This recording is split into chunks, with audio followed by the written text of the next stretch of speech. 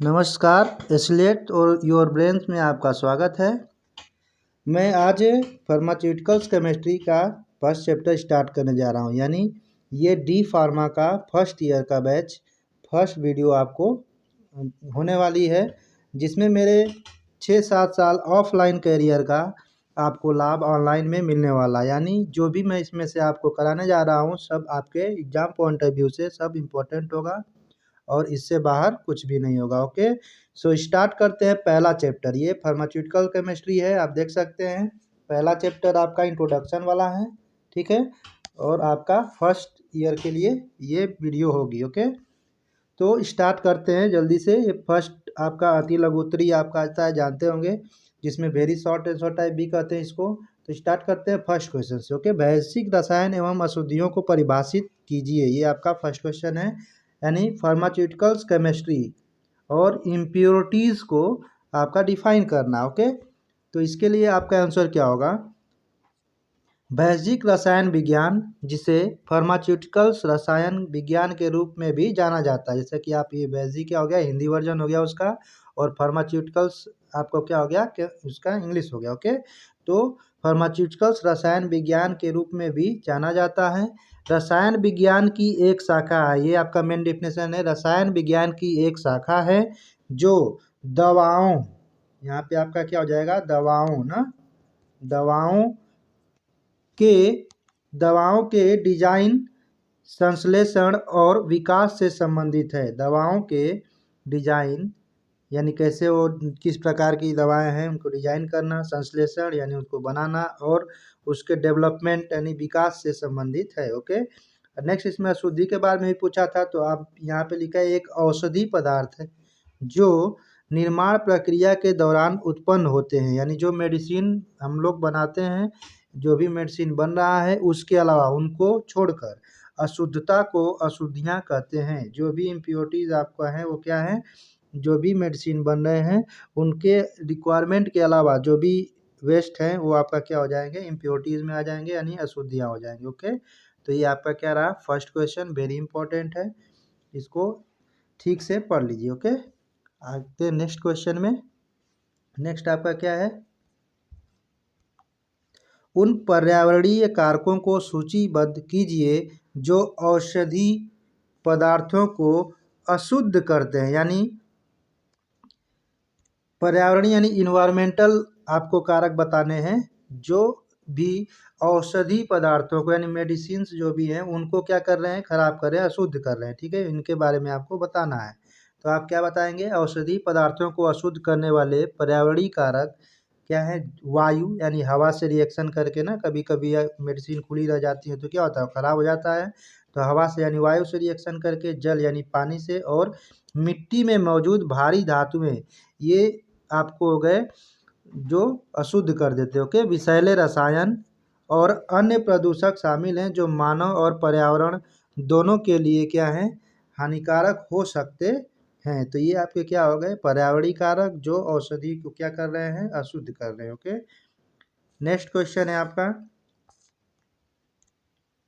भारी धातु सीमा परीक्षण के सिद्धांत को लिखिए।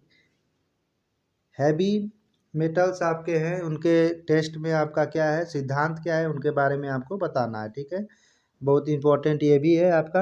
आंसर में आपको क्या लिखेंगे, भारी धातु सीमा परीक्षण में अम्लीय माध्यम का उपयोग किया जाता है। यानी एसिडिक मीडियम का आप यूज करते हैं, अम्लीय माध्यम का उपयोग किया जाता है, जहां धातु की अशुद्धियां, जो भी धातु होगी उसकी अशुद्धियां क्या होगी, हाइड्रोजन सल्फाइड के साथ प्रतिक्रिया करके भूरे रंग का घोल बनाती है।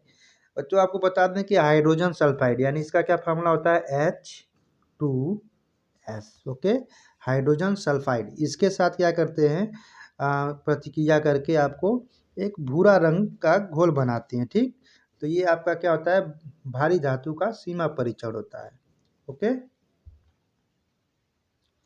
नेक्स्ट है आपका सीमा परीक्षण को प्रभावित करने वाले किन्हीं दो कारकों को सूचीबद्ध कीजिए। यानी दो आपको कारक बताने हैं जो प्रभावित करते हैं सीमा परीक्षण को, जिसमें पहला है नमूना तैयारी दो कारक क्या है, पहले में नमूना तैयारी, यानी जो भी आपको बनाना है उसके लिए मॉडल्स आपको तैयार रहना चाहिए। अगर वो नहीं तैयार है ठीक से तो आप उसके परीक्षण में आप ठीक से नहीं कर पाएंगे ना। तो पहले प्रभावी कारक ये हो गए। दूसरे क्या है, पर्यावरणीय स्थिति, यानी जो भी इन्वायरमेंटल कंडीशंस हैं अगर वो ठीक नहीं है तो भी हम लोग क्या है टेस्ट आप प्रॉपर नहीं कर सकते। ओके, तो ये आपके वेरी शॉर्ट्स में इस चैप्टर से रिलेटेड रहे। ठीक है, अब आगे देखेंगे जिसमें शॉर्ट्स में जाएंगे, यानी लघु उत्तरीय प्रश्नों को हम लोग देखेंगे। ठीक है, जो भी है आपके क्या है एग्जाम्स के लिए बहुत ज़रूरी है। आप चाहे किसी भी बोर्ड से पढ़ रहे हो, यूपी हो, हरियाणा हो, या फिर झारखंड हो, या मध्य प्रदेश हो, सबके लिए क्या है आपका यही सेम टू सेम क्वेश्चन सभी बोर्ड में पूछे जाते हैं। ठीक है, तो आप किसी भी बोर्ड के स्टूडेंट्स हैं सबके लिए मोस्ट इम्पोर्टेंट है। आइए देखते हैं नेक्स्ट आपका लघु उत्तरीय प्रश्न के बारे में देखेंगे। ओके, तो इसमें लघु उत्तरीय प्रश्न में पहला क्वेश्चन है, आर्सेनिक के सीमा परीक्षण को आरेख सिद्धांत द्वारा प्रक्रिया सहित समझाइए। देखिए थोड़ा लॉन्ग है यहाँ पे इसलिए टाइप नहीं किए हैं, पीछे आपको अभी दिखाता हूँ ना आंसर, कितना सुंदर सा अलग से इसको रखे हैं हम, जिसकी वजह से आपको प्रॉपर समझ में आ जाए ना। तो आर्सेनिक के सीमा परीक्षण को आरेख सिद्धांत द्वारा आपको समझाना है। ठीक है, तो देखते हैं कैसे इसको। तो जैसा कि आप देख सकते हैं, लिमिट टेस्ट ऑफ आर्सेनिक, यानी आर्सेनिक हेतु सीमा परीक्षण। ओके, तो ये आपका क्वेश्चन पूछा हुआ था जिसमें आपको देखिए इतना इंग्लिश और हिंदी दोनों में है, आप इसको लिख सकते हैं, स्क्रीनशॉट ले सकते हैं। ठीक है, फिर भी हम लोग इसको समझते हैं। क्या लिखा है, ये परीक्षण आर्सेनिक शुद्धता को नियंत्रित करने तथा अकार्बनिक पदार्थों की अशुद्धता के लिए किया जाता है। जैसे कि आपको पता होगा कार्बनिक और अकार्बनिक दो प्रकार के पदार्थ होते हैं। जिसमें कार्बन हो उनको कार्बनिक बोलेंगे, जिसमें कार्बन नहीं हो उसको हम लोग अकार्बनिक बोलते हैं। लेकिन इसमें कुछ एक्सेप्शन भी होते हैं, जैसे कार्बन डाइऑक्साइड आप सुने होंगे, कार्बन डाइऑक्साइड CO2 बोलते हैं ना, कार्बन मोनोऑक्साइड इसका भी आपने नाम सुना होगा। देखिए ये सब क्या है, इसमें कार्बन है लेकिन ये सब क्या है इनऑर्गेनिक है, यानी अकार्बनिक पदार्थ हैं, फिर भी इसमें थोड़ा ये एक्सेप्शन है। ठीक है, अदरवाइज बाकी सब जो जितने भी आपको होते हैं जिनमें कार्बन मौजूद है, यानी C यानी कार्बन मौजूद है, वो आपका क्या होगा कार्बनिक पदार्थ होते हैं। जिनमें नहीं है उनको अकार्बनिक कहेंगे। तो इसमें आपको क्या कह रहा है कि अकार्बनिक पदार्थों की अशुद्धियों के लिए किया जाता है। ठीक, आर्सेनिक टेस्ट। ओके, तो इसमें आपको सिद्धांत देखना है सबसे इम्पोर्टेंट, ये वाली जो लाइन्स है जितने लिखा हुआ है आपको जरूर लिख देना है ना। थोड़ा एक आध दो लाइन भूल जाएंगे तो कोई दिक्कत नहीं, आप अपने हिसाब से इसको लिख सकते हैं। तो इसमें लिखा है आर्सेनिक का सीमा परीक्षण गुड जाइट्स परीक्षण का नया रूप है, इस प्रक्रिया पर आधारित होता है। ठीक, क्या है ये उस क्रिया पर आधारित होता है जिसमें आर्सेनिक, जिंक व हाइड्रोक्लोरिक एसिड के अपचयन द्वारा आर्सीन, क्या बन रहा है यहाँ पे एक याद करने लोग आपका क्या है आर्सीन, आर्सीन को ध्यान रखेंगे। ठीक है, ASH3 क्या है आर्सीन, तो ये आपका आर्सीन है, तो आर्सीन में परिवर्तित हो। ठीक, स्टैंडर्ड हाइड्रोक्लोरिक अम्ल, यानी जिसको हम लोग हाइड्रोक्लोरिक एसिड बोलते हैं, हाइड्रोजन क्लोराइड भी बोलते हैं, जैसे स्टेन क्लोराइड का हाइड्रोक्लोरिक अम्ल के साथ मिश्रण बनाने पर का प्रयोग होता है जो IP से निर्धारित है। अब इसमें ये आपका जो इक्वेशंस है इसको लिख देना है ना, सिंपल से। आर्सेनिक परीक्षण में सिद्धांत में आप इक्वेशन भी लिख देंगे तो काम चल जाएगा। उसके बाद ये इक्वेशन लिखने के बाद ये वाली लाइन लिख देंगे, और इक्वेशन बहुत आसान है, H3AsO4 जो आपका किस में है आर्सेनिक अम्ल है। ठीक है, आर्सेनियस अम्ल में कन्वर्ट हुआ है H3AsO3, फिर उसमें हाइड्रोजन आपका देखिए हाइड्रोजनीकरण किया गया है, जिसको इसी को अपचयन कहते हैं। क्या कहते हैं, अपचयन कहते हैं, जिसमें आपको क्या हुआ है हाइड्रोजन का एडिशन हुआ है। हाइड्रोजन जब ऐड हो जाता है उसको अपचयन कहते हैं, यानी रिडक्शन इसको इंग्लिश में बोला जाता है। ठीक है, क्या बोला जाता है रिडक्शन, ऑक्सीडेशन और रिडक्शन आप नाम सुने होंगे। तो अपचयन हो जाता है, यानी ये कि देखिए यहाँ पे अपचयन के लिए H2 ऐड किया है। बैलेंस करने के लिए इससे पहले 6 रखा गया है क्योंकि इक्वेशन को बैलेंस करना पड़ता है। AsH3 + H2 H2O, ठीक है जी। ASH3 को ही क्या बोल रहे थे, आर्सीन बोल रहे हैं। अब एक और चीज़ बच्चों अब देख सकते हैं यहाँ पे एरो लगाया हुआ है ना। एरो का मतलब क्या है, एरो मतलब तब लगाते हैं जब कोई गैस फॉर्मेशन होती है, ठीक। तो यहाँ पे गैस फॉर्मेशन के लिए हम लोग एरो लगा देते हैं, यानी एरो निकलेगी, ठीक। एरो क्या बताता है, एरो मतलब इसमें से ये चीज़ निकल रही है, ठीक। तो ASH3 आर्सिन आपको मिल रहा है, ठीक। नेक्स्ट आपका, जब आर्सिन शुष्क कागज की सतह के संपर्क में लाते हैं तो मर्क्यूरी क्लोराइड, ब्रोमाइड तथा संतृप्त हो जाता है। यह पीला या भूरा धब्बा उत्पन्न करता है। कैसा, पीला या भूरा। जैसे आपने क्या किया, ASH3 के साथ यानी आर्सिन के साथ क्या किया है, HgCl2। आपको पता है Hg मरकरी को बोलते हैं, Hg किसको बोलते हैं, मरकरी को, ठीक है। मरकरी और Cl क्या है, क्लोरीन को बोलते हैं। और इसको दोनों को एक साथ आपने जब कंपाउंड बनाया है तो ये क्या बन जाएंगे, HgCl2, जिसको मर्क्यूरी क्लोराइड बोलते हैं, ठीक है। मर्क्यूरी क्लोराइड जरा आप हम लोग मर्क्यूरिक ब्रोमाइड का भी यूज कर सकते हैं, यानी HgBr2। इसके जगह पे आप लोग HgBr2 का भी प्रयोग कर सकते हैं, ठीक है। तो यहाँ पे HgBr2 अगर यूज करेंगे तो आप समझ सकते हैं यहाँ पे क्या आएगा, HBr आएगा, यहाँ पे ना HBr आ जाएगा, ठीक है। HBr आ जाएगा, बस इतना सा डिफरेंस आएगा। तो ये भी आपको क्या कर लेना है, ये जो आपका इक्वेशन है इसको आपको, और ये वाली लाइन ना, और ये वाला इक्वेशन, इतना का खाली ध्यान रखना है, ठीक है। ये इक्वेशन लिख देंगे, उसके बाद ये वाला लाइन लिख देंगे। जब आर्सिन शुष्क कागज की सतह के संपर्क में लाते हैं तो मर्क्यूरी क्लोराइड या फिर आप मर्क्यूरी ब्रोमाइड का भी यूज कर सकते हैं, के साथ संतृप्त हो जाता है, ठीक है। सेचुरेटेड बोलते हैं संतृप्त को, सेचुरेटेड और अनसेचुरेटेड दो चीज़ें होते हैं। तो सेचुरेटेड आपको यानी संतृप्त हो जाता है, यह पीला या भूरा धब्बा उत्पन्न करता है। इस चीज़ का ब्राउन या येलो आपको कलर देगा ना।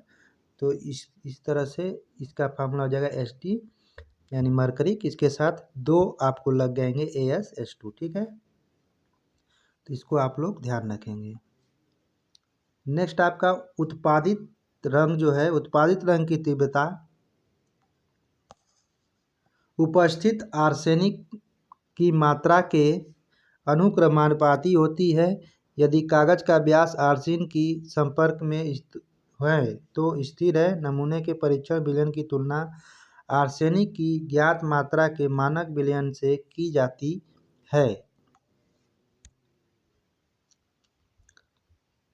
तो आपको देखिए नीचे वाला आपको लिखने की ज़रूरत नहीं है, क्योंकि आप देख सकते हैं आपका कैसा क्वेश्चन है, शॉर्ट आंसर टाइप है, जो कि इतना आपने लिख दिया तो आपके लिए क्या है, परफेक्ट है। और इतना ही आपको लिखना है ना, ज़्यादा मैटर जानते ही हैं, बहुत ज़्यादा बुक में दिया रहता है, आपको उससे नहीं मतलब है, आपको काम की चीज़ें से मतलब है। कितना आपको, this is the arsenic test, इसमें आप इसको लिख लेंगे। बाकी आप यहाँ पे भूमिका के लिए आप ये वाली बात भी लिख लेंगे, ठीक है, स्टार्टिंग में, कि यह परीक्षण आर्सेनिक शुद्धता को नियंत्रित करने तथा अकार्बनिक पदार्थों की शुद्धता के लिए किया जाता है। ओके, तो ये सब मैटर, ये रहा आपका क्वेश्चन का आंसर। आते हैं नेक्स्ट क्वेश्चन पे, वेरी इंपॉर्टेंट वो भी रहेगा आपके लिए। तो चलते हैं, नेक्स्ट क्वेश्चन क्या है।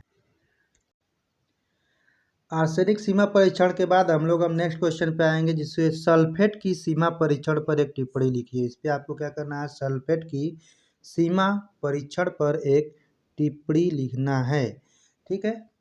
आपको जैसे हाइड्रोजन सल्फेट पढ़े होंगे, H2SO4 हाइड्रोजन सल्फेट, ठीक है। तो आपको हाइड्रोजन H से समझ में आता ही है, SO4 होता है सल्फेट, क्या होता है, SO4 आपका होता है सल्फेट। तो सल्फेट की सीमा परीक्षण यानी लिमिट टेस्ट करना है, ठीक है। लिमिट टेस्ट करना है किसका, सल्फेट का। तो इस पे लिए टिप्पणी करते हैं, आइए देखते हैं इसका क्या आंसर होगा। परफेक्ट आंसर हमको लिखना है, ठीक है। चलिए देखते हैं इसको। ये पिछले वाले क्वेश्चन में ही आपको लिखा था, छूट गया है, जिसमें लिखा था आपको आरेख आरेख द्वारा समझाना, यानी आपको डायग्राम बना के बताना था, ठीक है। डायग्राम बना के आपको शो करना था, आरेख द्वारा बनाना था। तो ये आपको फिगर भी उसमें ऐड कर लेना, जो अभी प्रीवियस क्वेश्चन आपको बता रहा था उसमें आर्सेनिक टेस्ट वाले में। इसमें आपको क्या करना है, आरेख डायग्राम, यानी ये डायग्राम बना के समझाना है ना। देख सकते हैं ये डायग्राम आपको यही वाला बनाना है। इसको आपको एक देखिए फ्लास्क ले लेना है। इसमें आपको आराम से, इसको कॉर्क बोलते हैं ना, इस टाइप का जो ढक्कन टाइप लगाया है, इसके अंदर स्टीप भी लग गया है, इसको कॉर्क बोला जाता है। ठीक है, तो आप देख सकते हैं यहाँ पे सुंदर सा ये डायग्राम बना हुआ है। इस डायग्राम को बना के प्रैक्टिस कर लीजिए। देखिए यहाँ लिखा भी है रबर कॉर्क। ओके, तो ये आपका डायग्राम है जिसको उस क्वेश्चन में डायग्राम बना के एक्सप्लेन करना था। ठीक है, अब आते हैं सल्फेट टेस्ट की ओर। ओके,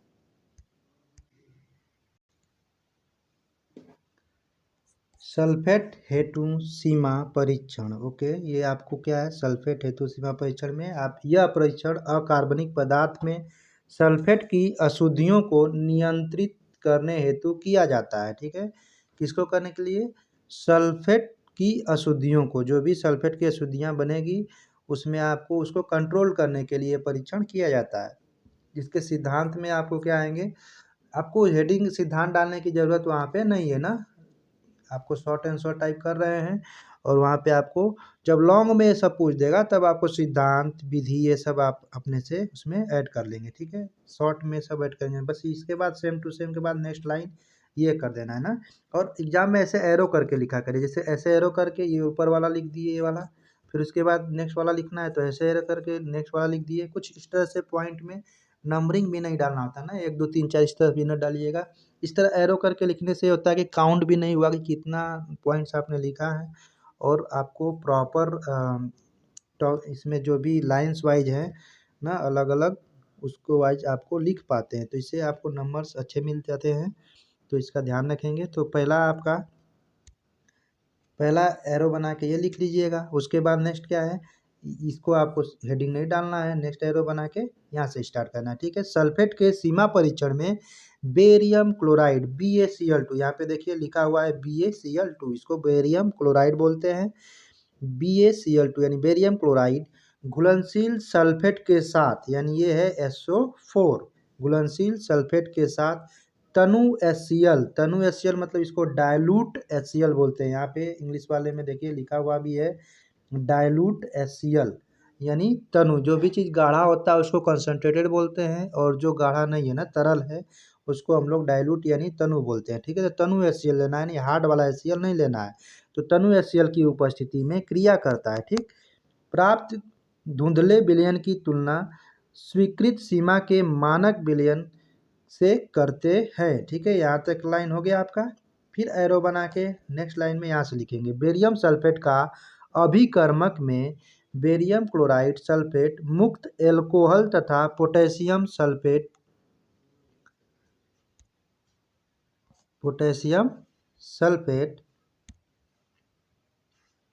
उपस्थित होते हैं। ठीक है, तो पोटेशियम सल्फेट, आपको पोटेशियम का क्या होता है, के होता है, आपको पता होगा के पोटेशियम। ठीक है, तो पोटेशियम सल्फेट K2SO4 इसका फार्मूला हो जाएगा।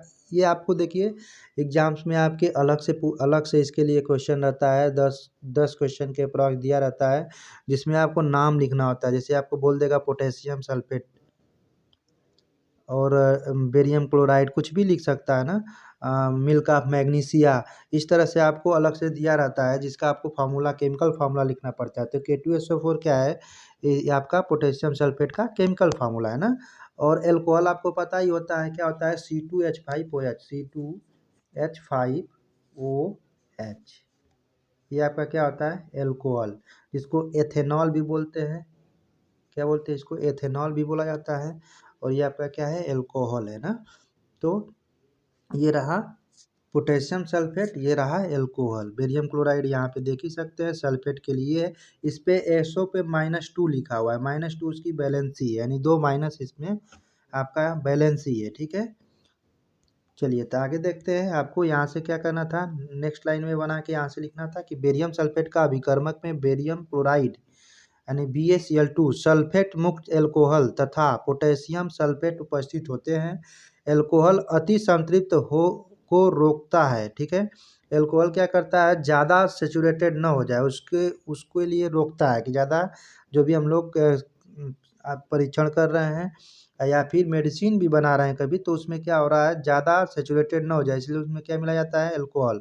तो अल्कोहल अति संतृप्त को रोकता है, इसलिए परिणाम स्वरूप गंदगी अधिक समान होती है। क्या होती है, इसलिए परिणाम में क्या आता है, गंदगी अधिक समान होती है तथा पोटेशियम सल्फेट परीक्षण की संवेदनशील को बढ़ाता है। यहाँ पे संवेदनशीलता को बढ़ाता है, लिख लेंगे, ठीक है, संवेदनशीलता को बढ़ाता है। परीक्षण विलयन परीक्षण करने में असफल हो जाता है यदि यह मानक विलयन की तुलना में अधिक मैलापन विकसित करता है। यानी कि अगर आपको क्या होगा, ज़्यादा कलर का मैलापन दिखेगा, इसका मतलब क्या हुआ है कि आपका परीक्षण क्या है, फेल है ना। अगर ज़्यादा मैलापन नहीं है, क्लियर है आपका इतना परीक्षण करने के बाद, इसका मतलब आपका जो परीक्षण किए हैं वो आपका क्या है, सही है, उसमें ज़्यादा इम्प्योरिटीज़ नहीं है ना।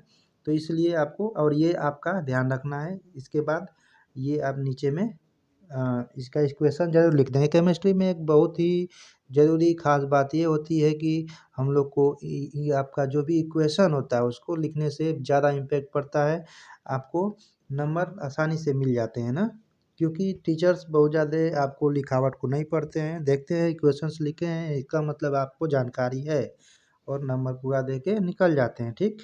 तो इस चीज़ का ध्यान रखेंगे। ये छोटा सा आपको इक्वेशन जरूर याद कर लेंगे, SO4 जिसमें आपको -2 ऊपर में है, जिसकी बैलेंसी है, प्लस BaCl2, ठीक। बेरियम क्लोराइड यानी सल्फेट और बेरियम क्लोराइड का आपस में रिएक्शन कराया है तो बेरियम सल्फेट बना है, BaSO4 बना है, जो नीचे एरो दिखाया है। क्या दिखाया है, नीचे एरो दिखाने का मतलब होता है ये सेचुरेटेड फॉर्म में क्या हुआ है, बैठ गया है नीचे आके, ठीक है।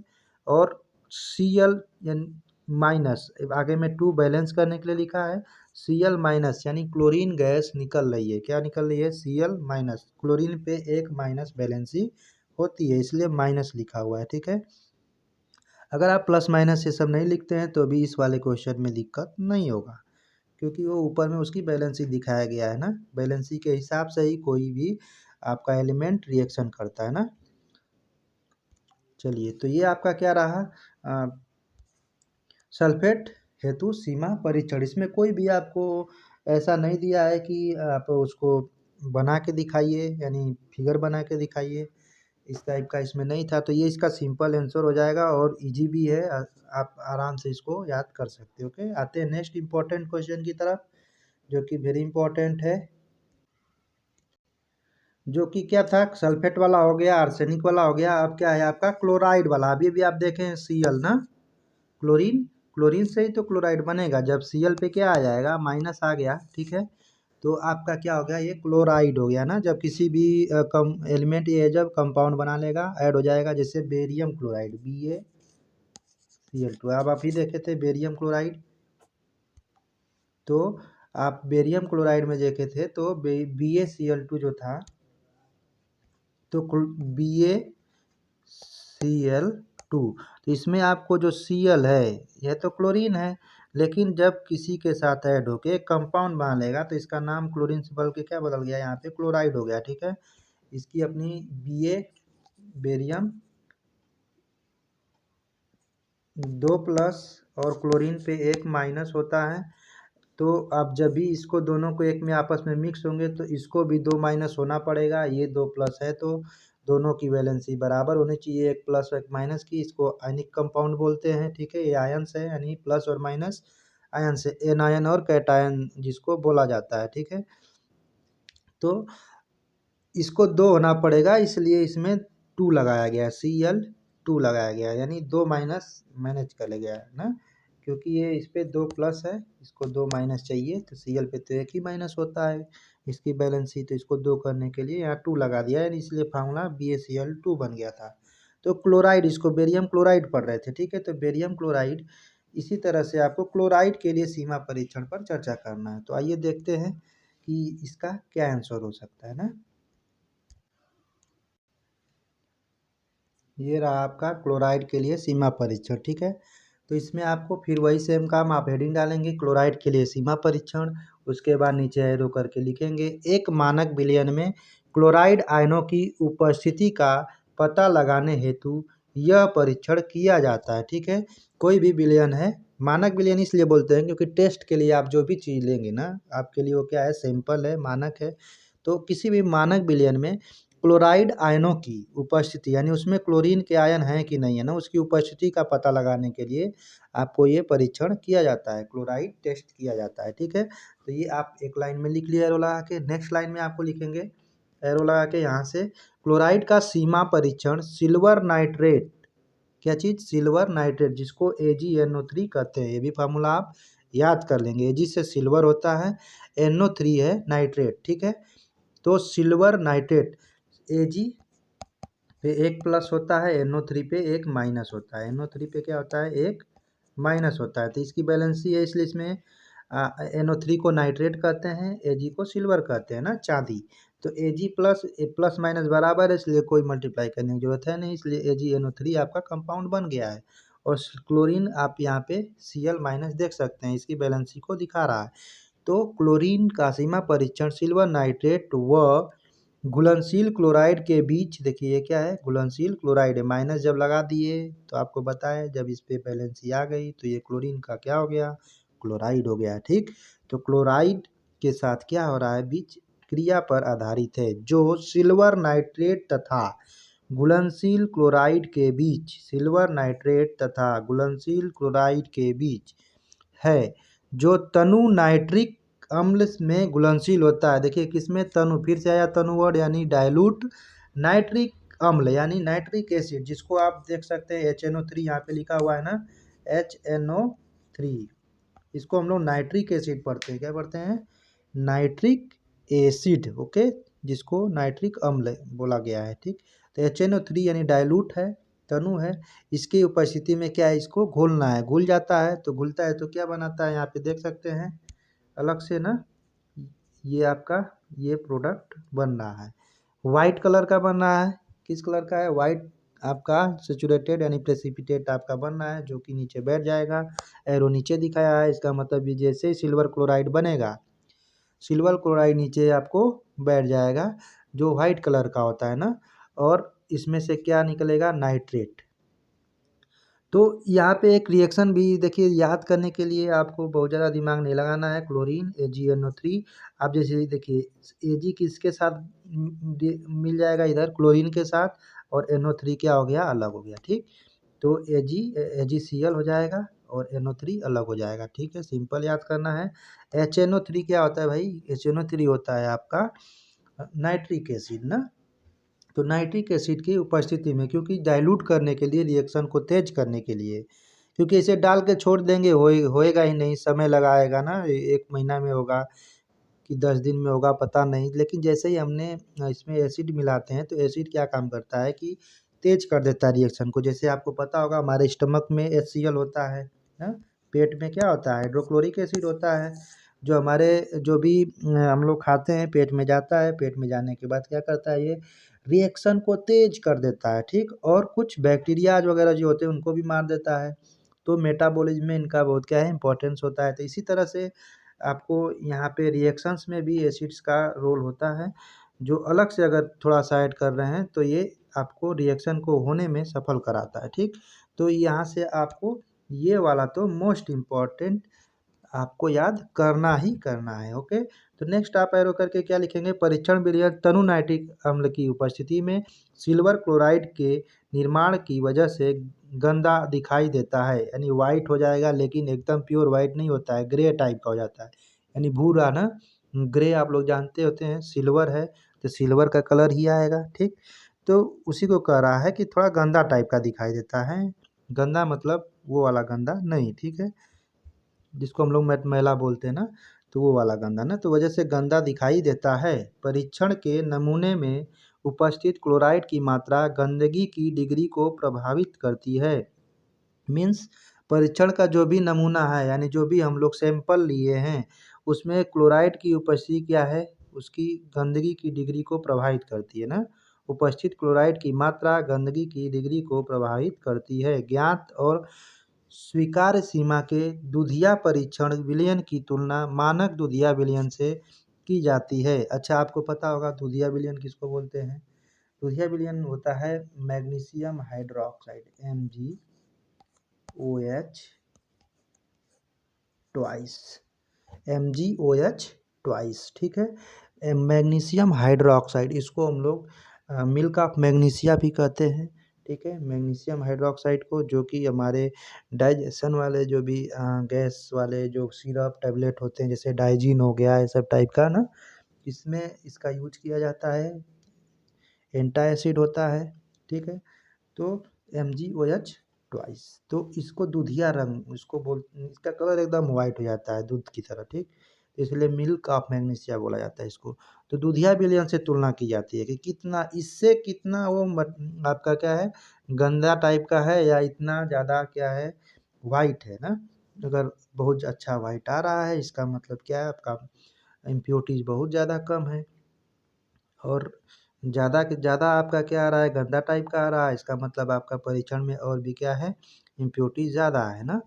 तो इस तरह से आप क्लोराइड टेस्ट कर सकते हैं। तो ये आपका शॉर्ट आंसर टाइप क्वेश्चन है, जिसके इतना लिखना क्या है, बहुत है ना, बहुत है, इससे ज़्यादा लिखने की ज़रूरत नहीं है। अगर लॉन्ग में पूछ देता है तो इतना लिखेंगे, उसके साथ साथ इसका विधि लिख देंगे कि इसमें इसको मिलाएंगे, ठीक है। तो थोड़ा सा बढ़ा के लिख देना होता है। इतना अगर आपको याद है तो लिख सकते हैं आप। जैसे देखिए यहाँ पे फिगर वगैरह, नेशनल के सिलेंडर एक काले रंग की पृष्ठभूमि के सामने दोनों विलयनों के माध्यम में अनुप्रस्थ को छोड़कर ओपलेंस दुधियापन की तुलना की जाती है।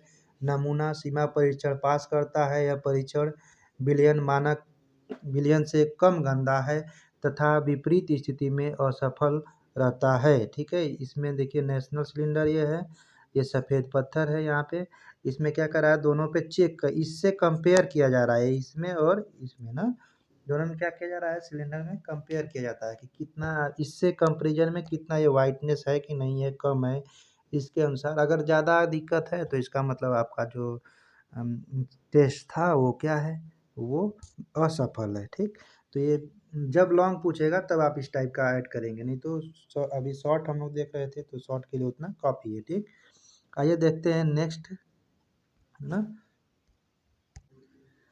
अब दीर्घ उत्तरीय की बात करेंगे, ठीक है। दीर्घ उत्तरीय प्रश्न क्या है, इसकी बात करेंगे। भैजिक उत्पादों में अशुद्धियों के विभिन्न स्रोतों की चर्चा कीजिए, ठीक है।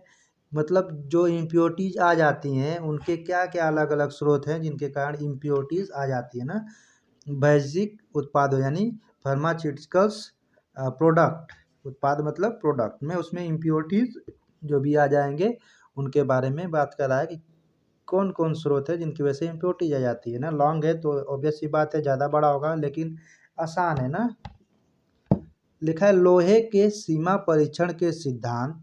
एक और सीमा परीक्षण आ गया, अभी हम लोग देखे आर्सेनिक देखे, क्लोराइड देखे ना। इस तरह से एक और आपका सीमा परीक्षण पूछ दिया है। सल्फेट देखे हैं अभी, ठीक है।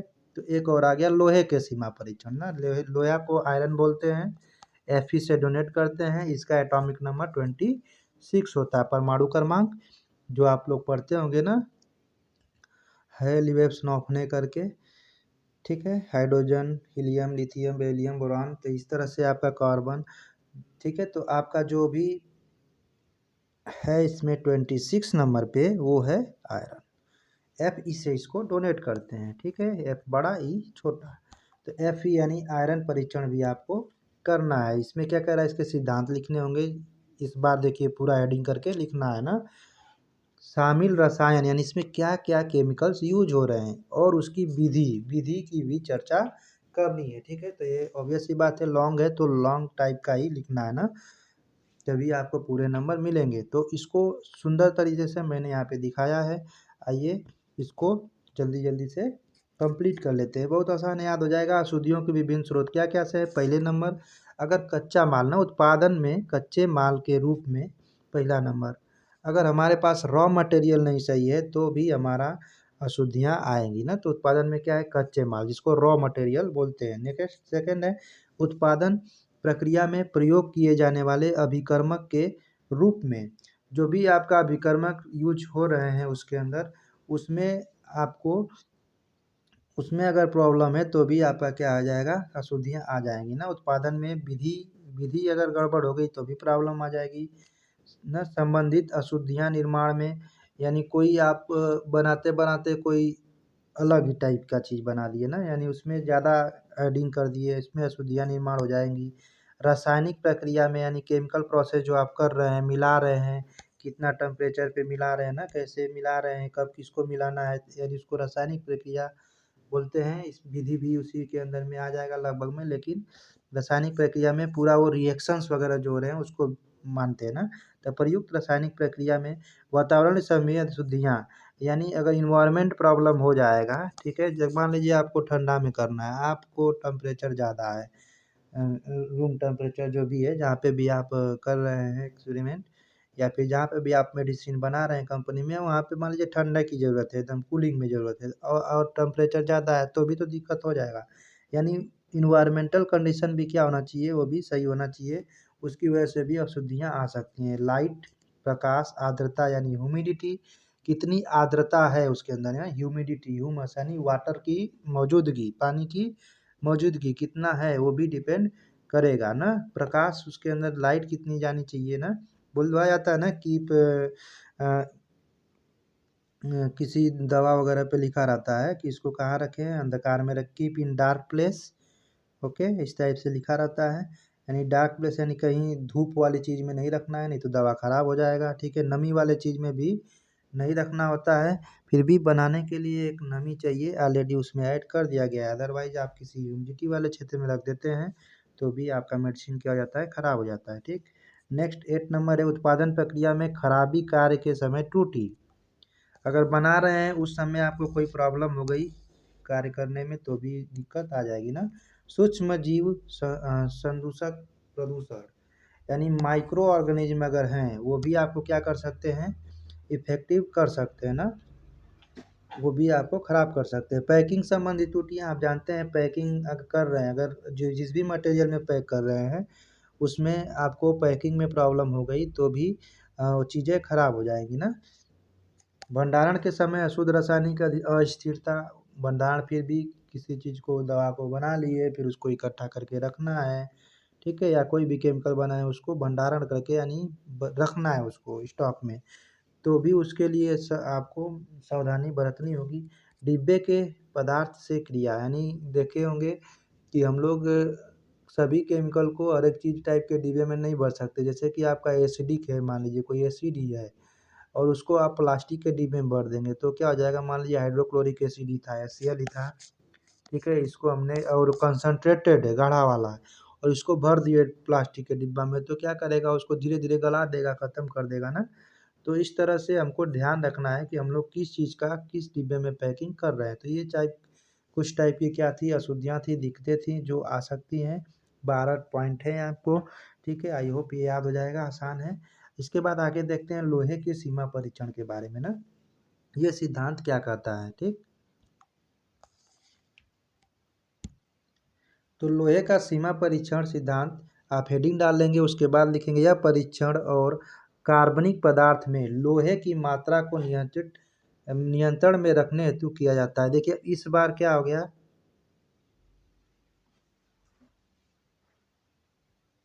लोहे, यह परीक्षण और कार्बनिक पदार्थ में, यहाँ पे मिस्टेक हो गया है थोड़ा सा।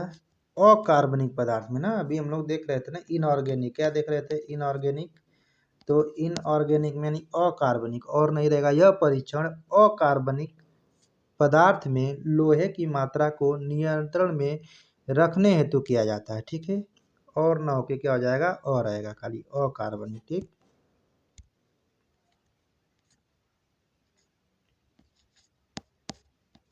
अकार्बनिक, ठीक है।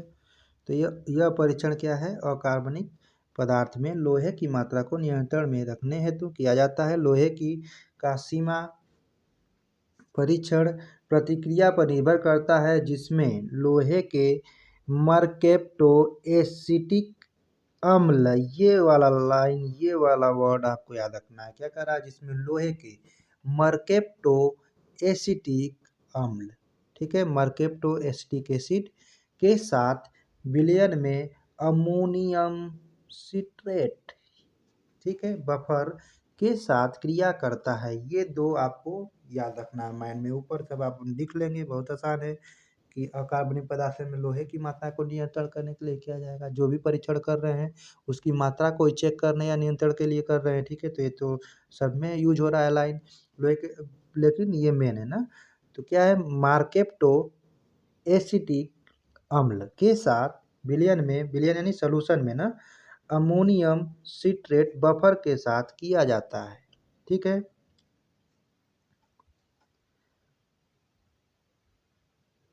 फिर उसके बाद क्या है, फेरस। ये क्या लिखा है, फेरस मार्केप्टो एसीटेट के बनने के कारण विलयन का रंग बैंगनी हो जाता है। क्या हो जाता है, अमोनियम सिट्रेट से जब कर रहे हैं तो क्या बनना है, फेरस मार्केप्टो एसीटेट बनना है, ठीक। फेरस अभी बताए, आयरन, आयरन का दो होता है, एक होता है फेरस, एक होता है फेरस और एक आपका होता है फेरिक, ठीक है। ये दोनों अलग अलग वैलेंसी की वजह से होता है। आयरन, आयरन की दो वैलेंसी होती है, ठीक है। Fe की कितनी वैलेंसी होती है, दो, एक +2 और एक +3 होती है, ठीक है। तो फेरस फेरिक आपका उसी का कंसेप्ट है। तो यहाँ पे फेरस वाला हो रहा है, कौन सा वाला हो रहा है, फेरस वाला। तो फेरस मार्केप्टो एसीटेट के बनने, ये तीसरा वर्ड याद रखना है, के कारण विलयन का रंग बैंगनी हो जाता है ना, कलर का भी ध्यान रखेंगे, बैंगनी हो जाता है। तथा फेरिक आयरन, यहाँ पे देखिए बदल गया ना, देखिए यहाँ पे फेरस लिखे, यहाँ पे क्या हो गया, फेरिक। यानी एक वो आयरन वही है जिसमें बैलेंसी 2 वाला है, इसमें क्या आ गया, बैलेंसी 3 वाला आ गया ना, क्योंकि आयरन का दो टाइप का आयरन होता है, एक जिसकी बैलेंसी 2 होती है, एक की 3 होती है। तो फेरस के बाद ये क्या आ गया, फेरिक। आयरन अपचयित होकर यानी रिडक्शन होकर फेरस अवस्था में अभिकर्मक द्वारा परिवर्तित हो जाता है, ठीक है। जिसको भी अपचयित वाला बात नहीं समझ में आ रहा है उसको मैं बता दूं कि किसी भी रिएक्शन में अगर हाइड्रोजन ऐड हो रहा है, ठीक है, या फिर आपको उसमें इलेक्ट्रॉन्स का एडिशन हो रहा है, या फिर आपका क्या हो रहा है, हाइड्रोजन ऐड हो रहा है या ऑक्सीजन का रिमूवल हो रहा है, उस टाइप की चीज़ों को अपचयित आपका रिएक्शन बोलते हैं, रिडक्शन बोलते हैं। इसमें ये अपचयित हो रहा है, ठीक है। कैसे हो रहा है नीचे देखेंगे अभी क्लियरली। फिलहाल में इस लाइन पे ध्यान देते हैं। अपचयित होकर फेरस अवस्था में अभिकर्मक द्वारा परिवर्तित हो जाता है। इस बैंगनी रंग की तुलना मानक रंग से की जाती है जिससे लोहे की एक ज्ञात मात्रा होती है, ठीक है। तो इस लाइन को आपको बहुत ही ध्यान से इसको लिख लेना है, ये इम्पोर्टेंट हो गया, ठीक। इसके बाद आपका अभी आपको देखे ही थे सिद्धांत के अलावा उसके रासायनिक प्रयोग और विधि पर भी पूछा है, ठीक है। तो इसके बारे में आगे और देखते हैं ना, आगे जैसे बढ़ेंगे। विधि यहाँ पे रही, विधि ये रही। तो विधि में आपको क्या करना है, बहुत ज़्यादा इतना नहीं लिखना है आपको ना, आपको क्या लिखना है कि यह सीमा परीक्षण में मानक व परीक्षण विलयन को बनाकर 2 विलयन में तुलना करके प्राप्त किया जाता है। यहाँ पे नंबर 1 हेडिंग मानेंगे परीक्षण विलयन, क्या मानेंगे, परीक्षण विलयन, जिसमें 40 ml 40 ml जल नमूने में मिला देते हैं तथा 20% साइट्रिक एसिड, कौन सा एसिड, सिट्रिक एसिड अम्ल के 2 ml के साथ क्रिया करते हैं, ठीक है। तो यहाँ पे इतना ही लिख के खाली छोड़ देंगे। उसके बाद नेक्स्ट में आप क्या लिखेंगे, ये वाला लाइन लिख देंगे। नेक्स्ट में सेकेंड में मानक विलयन, मानक विलयन में भी 40 ml जल के साथ लोहे के मानक 2 ml विलयन में मिलाते हैं, ठीक है।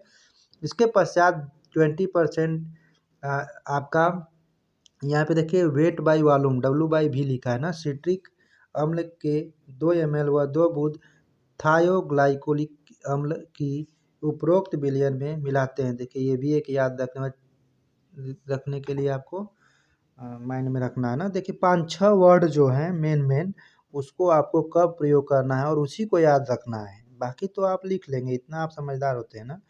तो मेन जो हैं जिनकी वजह से रिएक्शन हो रहा है, जिनकी वजह से क्रिया हो रहा है, वो मेन जैसे ऊपर मैंने आपको अभी लिखाया था ना, तो वो चार पांच वो थे, एक ये हो गए, ठीक है। तो इसको आपको क्या करना है, दिमाग में रखना है ना। तो सिट्रिक अम्ल के 2 ml व 2 बूंद आपको थायोग्लाइकोलिक अम्ल की उपरोक्त विलयन में मिलाते हैं, ठीक है। विलयन को अमोनिया में मिलाकर क्षारीय कर लिया जाता है तथा कुल आयतन 500 ml कर लिया जाता है। प्राप्त विलयन को 5 मिनट तक रखा जाता है ताकि यह रंग बने, जो कि परीक्षण विलयन के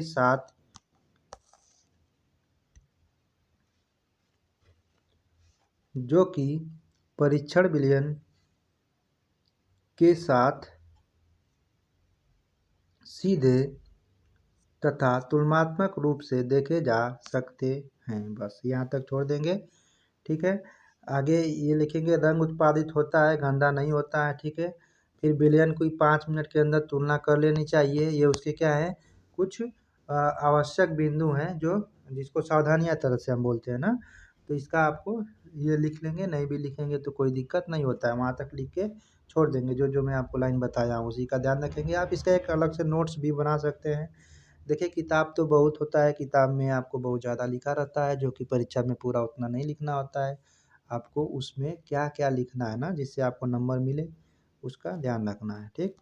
तो ये आपके क्या रहे, क्वेश्चंस रहे फर्स्ट चैप्टर के, जो इंट्रोडक्शन क्लास थी, ठीक है। आप नए हैं चैनल पे तो सब्सक्राइब कर लीजिए, ठीक है। अगर आपको पसंद आई वीडियो तो लाइक कर लीजिए, और आगे के जैसे जितने भी वीडियो आएंगे, यानी इस चैप्टर के 13 और बाकी अदर जो भी सब्जेक्ट है उनके भी वीडियो आएंगे, उनसे रिलेटेड MCQ आएंगे, ठीक है।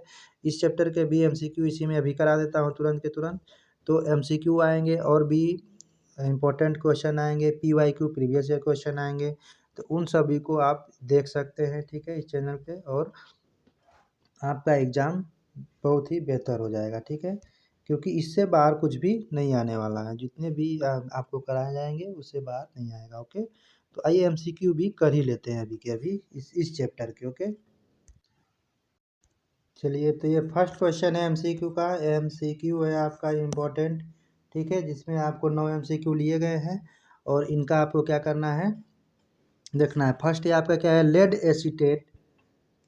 एसीटेट कॉटन प्लग का उपयोग आर्सेनिक के सीमा परीक्षण में निम्नलिखित में से किस उद्देश्य के लिए किया जाता है। अभी आर्सेनिक परीक्षण देखे थे, उसका जो है आपका डायग्राम भी देखे थे। तो उसमें कॉटन प्लग लगाने में क्यों, किस उद्देश्य से किया जाता है, जिसमें पहला लिखा है फॉस्फीन गैस की विमोचन को बढ़ावा देना, यानी जो उसमें फॉस्फीन गैस निकल रही है उसकी विमोचन को बढ़ावा देने के लिए कि वो ज़्यादा निकले। दूसरा नंबर पूछा है निर्मित आर्सेनिक गैस का एक समान मार्ग की अनुमति देना, यानी जो भी गैस बन रही है आर्सेनिक, उसको एक समान मार्ग यानी बराबर उसको पाथ मिलता रहे बाहर निकलने के लिए। तीसरा नंबर लिखा है निर्मित हाइड्रोजन सल्फाइड गैस के पारित होने के से बचने के लिए। चौथा लिखा है अभिक्रिया की दक्षता में सुधार करने के लिए।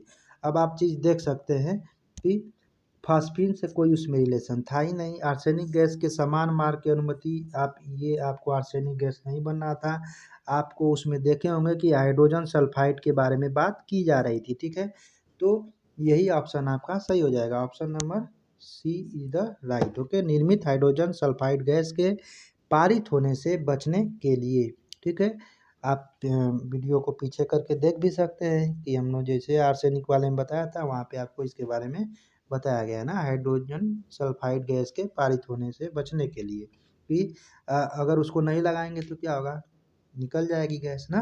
तो इसलिए उससे बचने के लिए हम लोग उस पर कॉटन का प्लग लगाते हैं, जो लेड एसीटेट कॉटन होता है, ठीक है।